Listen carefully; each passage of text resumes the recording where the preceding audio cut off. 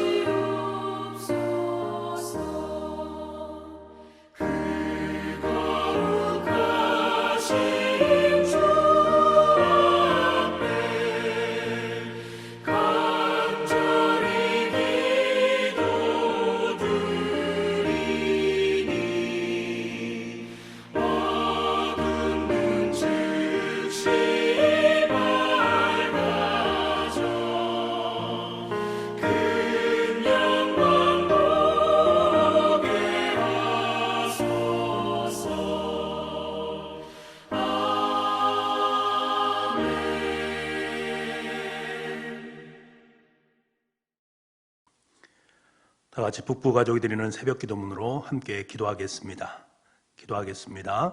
하늘에 계신 하나님 아버지, 이 고요한 새벽에 우리를 예배의 자리로 불러주시니 감사합니다. 지금 이 시간 예수 그리스도의 보혈을 의지하여 은혜의 보좌 앞으로 나아가오니 우리 기도를 받아 주옵소서. 오늘 이 시간이 하나님을 깊이 만나고 임재를 경험하는 은혜의 시간 되게 하여 주옵소서. 아멘. 교회의 주인이신 하나님 아버지, 교육자들에게 성령 충만함과 지혜와 건강과 말씀의 능력을 주옵소서. 장로님들에게 지도력과 판단력을 허락하시고 안수 집사님들이 즐거운 마음으로 헌신하게 하여 주옵소서. 권사님들이 기도와 섬김의 사명을 잘 감당하게 하시고 집사님들이 기쁜 마음으로 봉사하게 하여 주옵소서. 구역자님들이 목자의 마음으로 구역원을 섬기게 하시고 교회학교 교사들에게 가르치는 은사를 부어 주옵소서. 찬양대원들이 아름다운 목소리로 영감 있는 찬양을 하게 하시고 각 팀들이 연합하여 하나님의 영광을 드러내게 하여 주옵소서. 병들어 고통받는 환우들에게 치료의 은총을 베풀어 주시고 온전하게 하여 주옵소서. 아멘. 우리 가정을 사랑하시는 하나님, 북부의 모든 가정이 믿음의 명문가가 되게 하여 주옵소서. 남편들은 믿음의 본이 되며 아내들은 기도와 사랑으로 화목한 가정을 이루게 하여 주옵소서. 자녀들은 차세대의 지도자로서 비전으로 살게 하시고 좋은 직장과 좋은 만남의 복을 더하여 주옵소서. 믿지 않는 가족들을 구원하여 주시고 사랑으로 하나 되게 하여 주옵소서. 아멘. 북북교회의 비전을 허락하신 하나님 아버지, 북북교회가 예배의 감격이 살아있는 예배 공동체, 사람의 소망이 함께하는 교육 공동체, 복음으로 세상을 변화시키는 선교 공동체, 사귐의 행복이 넘치는 친교 공동체, 성김의 기쁨을 누리는 봉사 공동체가 되게 하옵소서. 온 성도가 뜨겁게 기도하고 기쁨으로 전도하여 500명의 일꾼을 허락하여 주옵소서. 김기환, 김행란, 김홍명, 김경열, 이익상 선교사님의 가정을 지켜주시고 선교주마다 복음의 열매가 가득하게 하여 주옵소서. 아멘. 우리 민족을 사랑하시는 하나님, 예수님의 마음을 품은 정치, 경제, 사회의 지도자들을 세워 주옵소서. 북한의 지하교회 성도를 지켜주시고 분단된 민족이 하나 되게 하여 주옵소서. 한국교회에 부흥을 주시고 하루속히 그리스도의 계절이 오게 하여 주옵소서. 예수 그리스도의 이름으로 기도드립니다. 아멘. 오늘 이 새벽 우리에게 허락하신 하나님 말씀은 마가복음 12장 1절부터 12절까지의 말씀입니다. 마가복음 12장 1절부터 12절까지 말씀, 신약성경 75쪽에 있습니다. 우리 하나님 말씀을 함께 읽도록 하겠습니다. 같이 읽겠습니다.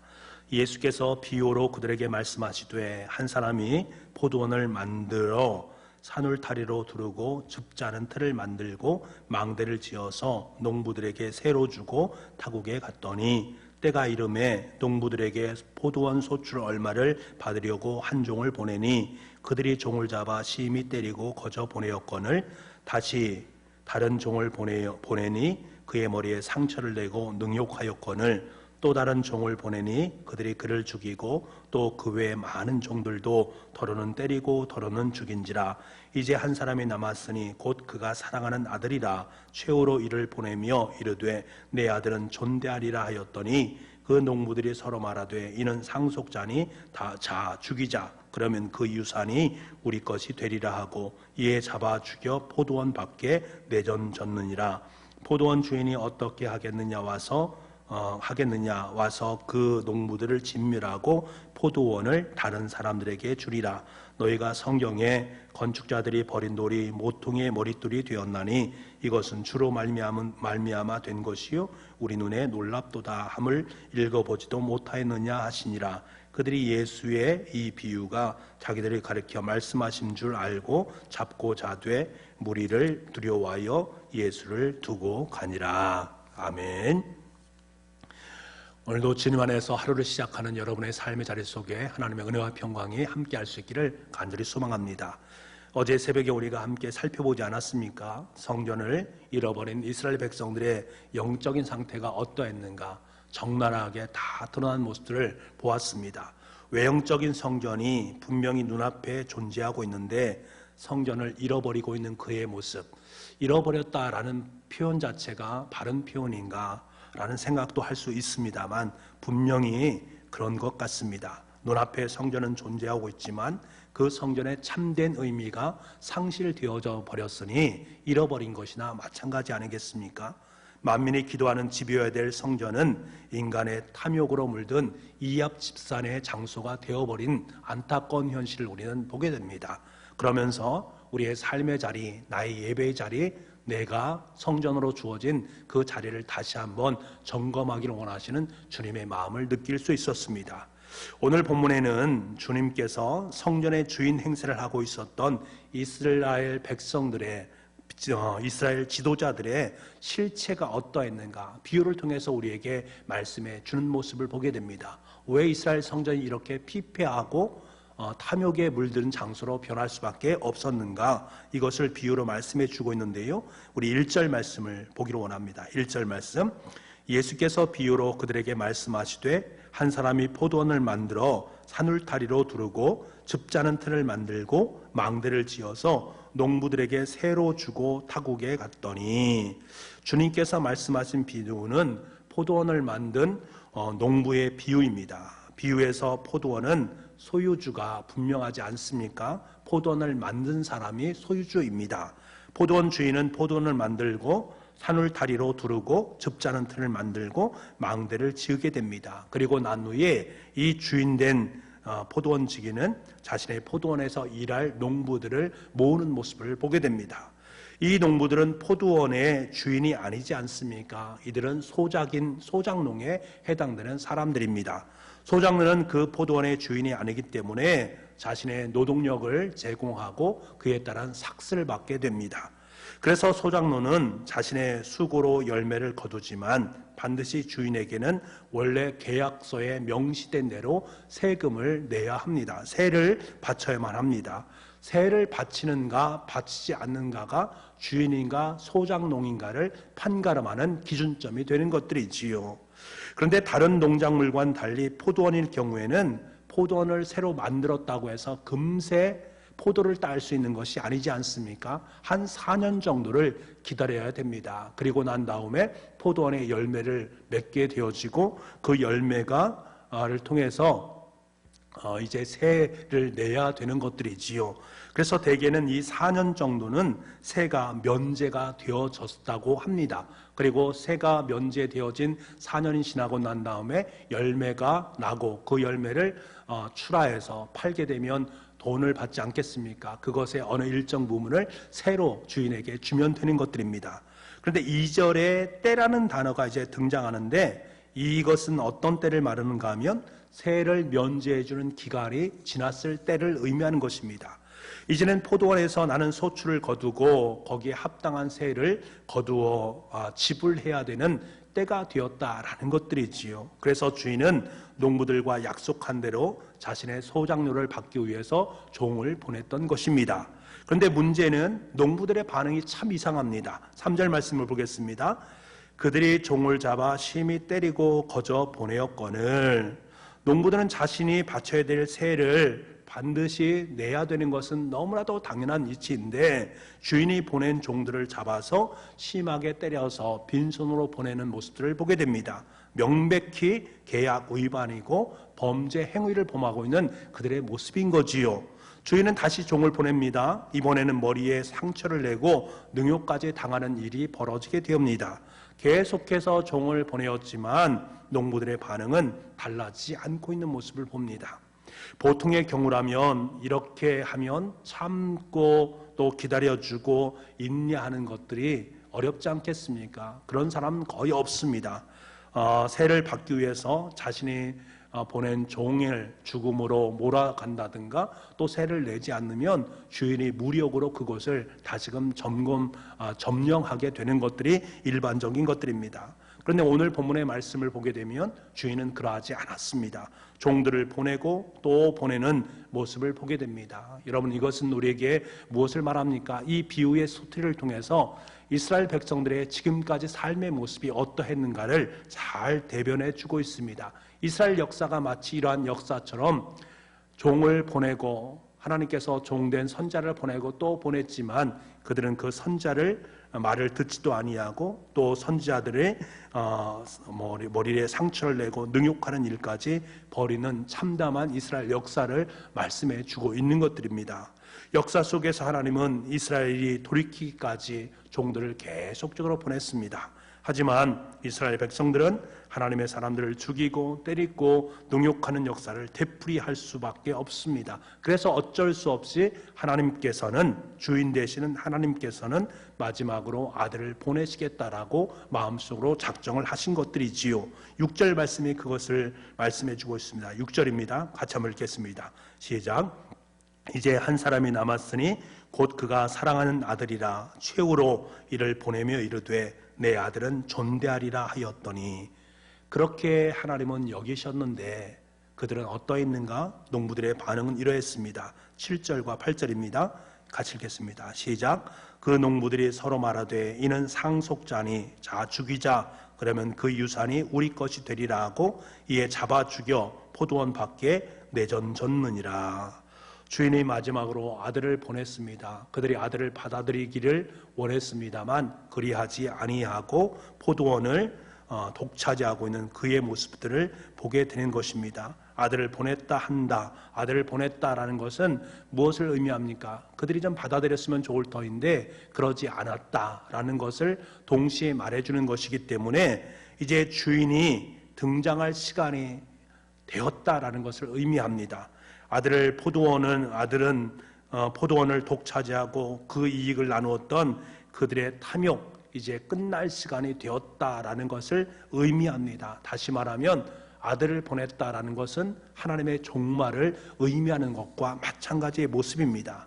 그런데 농부들은 아들의 이 의미를 달리 해석을 하고 있습니다. 아들이 없으면 포도원이 영원히 자신들의 차지가 될 것이다 라는 착각 가운데 빠졌습니다. 하나님께서는 종말을 암시하면서 아들을 보냈는데 그들은 아들을 죽이게 되면 자기들이 그것을 독차지할 것이다 라는 잘못된 생각을 갖고 있었다라는 것입니다. 그들은 포도원의 소작류를 지불할 생각이 없었던 것이 아니라 처음부터 포도원이 자신의 것으로 생각을 하고 있었다라는 것입니다. 하지만 주님은 이들의 잘못된 종말 의식에 선을 분명하게 긋고 계십니다. 우리 9절 말씀 보겠습니다. 9절입니다.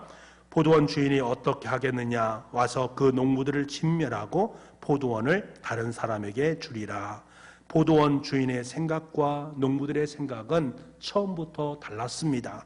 농부들에게는 처음부터 자신들의 주인이 없었던 것들이지요. 아니, 주인의 존재 자체를 인정하지 않고 있는 그들의 모습을 보게 됩니다. 오직 자신들과 자신들의 탐욕만을 위해서 살아가는 모습을 우리는 보게 되는 것이지요.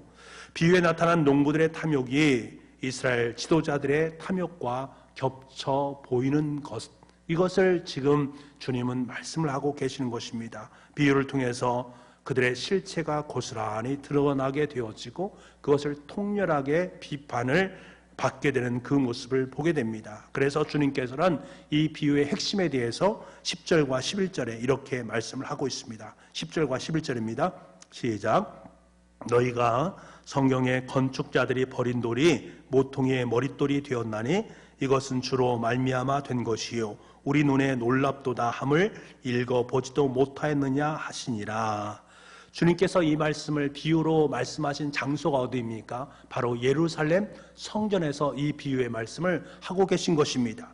그 예루살렘의 성전의 주인 노릇을 하고 있는 이스라엘 지도자들에 대해서 주님은 당신께서 머릿돌이 되신다라는 사실을 분명히 밝히고 있습니다. 구약에 있었던 그것을 말씀하시면서 구약에 대한 약속의 성취, 머릿돌의 되심을 다시 한번 말씀하고 있으면서 이 성전의 주인이 바로 하나님이다, 바로 나다라는 것을 선포하고 있는 것입니다. 동시에 결코 성전의 참된 주인은 인간이 될 수 없다, 너희 지도자들이 될 수 없다, 그들의 한계와 허상에 대해서 선명하게 금을 긋고 있는 예수님의 비유의 모습을 만나게 되고 그것을 우리는 들을 수가 있습니다. 여러분, 주님께서 이스라엘을 정교 지도자에게 보여주셨던 한계와 허상이 때로는 우리의 모습일 수 있다라는 생각을 해보셔야만 합니다. 여러분의 인생 자체가 때로는 삶을 살면서 마치 내가 인생의 머릿돌이 되는 것처럼, 아니 주님의 머릿돌이 되는 것처럼 살아갔던 그 모습이 얼마나 많이 있었습니까? 내 인생의 삶을 살면서 주님이 내 인생의 머릿돌이 되시고 내 인생의 모든 것 되시고 우리 가정의, 우리 교회의 주인이 되어져야 되는데 때로는 내가 그 머릿돌이 되어서 삶을 살고 있을 때는 과연 없었는지를 다시 한번 점검할 수 있어야 됩니다. 역사는 주님을 머릿돌로 삼지 않은 예루살렘 성전과 이스라엘 종교 지도자들의 모습을 통해서 돌 위에 돌 하나도 남기지 않는 예루살렘의 멸망의 모습을 분명히 보여주지 않았습니까? 그럼에도 불구하고 여전히 그들은 자신들이 교회의 성전의 머릿돌이라고 여기고 있는 그 모습을 우리는 만나게 되는 것입니다. 우리 인생도 이와 같을 수 있음을 늘 기억할 수 있어야 됩니다. 아무리 화려하고 아름답게 지어졌다 한들 우리가 쌓은 그것이 인생의 주춧들 그 하나하나가 머릿돌이 예수 그리스도다라는 사실을 깨닫지 못한다면 그 인생의 수고는 허무할 따름이다라는 것을 알아야 됩니다. 오늘 이 새벽에 우리는 다시 한번 내 삶의 자리 속에서 질문을 던질 수 있어야 됩니다. 예수 그리스도께서 내 인생의 머릿돌이 되고 계시는가? 아니면 머릿돌 되시는 그분을 뒤로 하고 내가 인생의 머릿돌로 이 땅의 삶을 살고 있는가? 다시 한번 내 삶의 자리를 점검하고 말씀을 통해서 머릿돌 되시는 주님을 내 인생 속에 모시지 않는다면 어떠한 길을 걸어가야 하는지를 분명하게 성경을 통해서 확인해낼 수 있는 이 시간이 될 수 있기를 간절히 소망합니다. 오늘 이 새벽에 여러분의 인생의 머릿돌이 바로 예수 그리스도가 되심을 다시 한번 상기하시고 머릿돌 되시는 예수 그리스도를 축축으로 내 인생의 돌을 하나하나 쌓아갈 때 그 반석 되시는 예수 그리스도로 말미암아 우리의 집은 멋지게 하나님의 원래 본래의 모습인 성전으로 아름답게 지어지게 될 줄 믿습니다. 오늘도 그러한 하루의 복된 인생이 될 수 있기를 간절히 소망합니다. 기도하겠습니다. 하나님 아버지, 오늘도 우리는 우리의 인생을 쌓는 사람입니다. 매일매일 수고하고 땀 흘리면서 포도원을 열심히 농작을 하고 있습니다.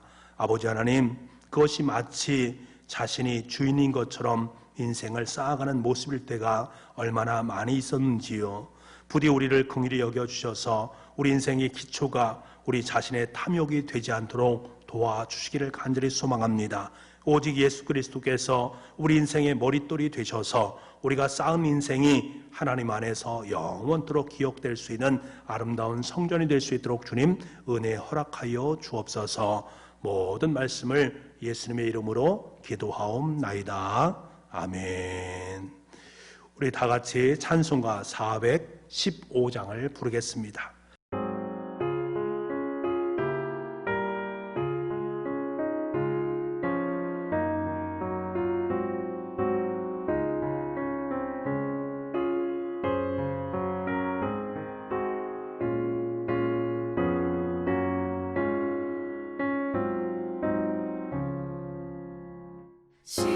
십자가 그늘 아래 나 쉬기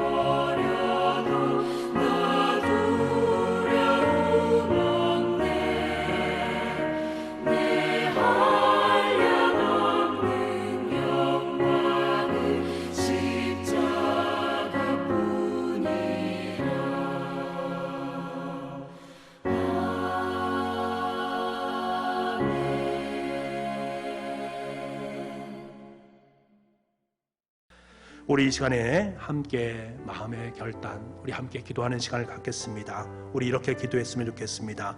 하나님, 우리의 인생의 기초를 탐욕으로 쌓지 않을 수 있도록 주님 도와주옵소서. 우리 인생의 기초를 머릿돌 되시는 주님으로 쌓아갈 수 있는 하루의 삶이 될 수 있도록 주님 도와주옵소서. 코로나19라는 엄중한 상황 속에서 아버지 하나님, 어려움과 힘듦이 없게 도와주시고 이 코로나 위기가 하루빨리 종식될 수 있도록 주님 도와주옵소서. 우리 교우들의 가정과 일터, 우리 자녀들을 주님의 손으로 축복해 주옵소서. 오늘 하루도 주님의 말씀으로 참된 승리를 구가할 수 있는 복의 하루가 될 수 있도록 주님 도와주옵소서. 음악에 맞춰서 여러분 기도하시고 마무리 때 주기도문 하시고 예배를 마치면 되겠습니다. 오늘 하루도 주님 안에서 참된 은혜와 복을 마음껏 누릴 수 있는 가장 행복한 하루가 될 수 있기를 간절히 소망합니다.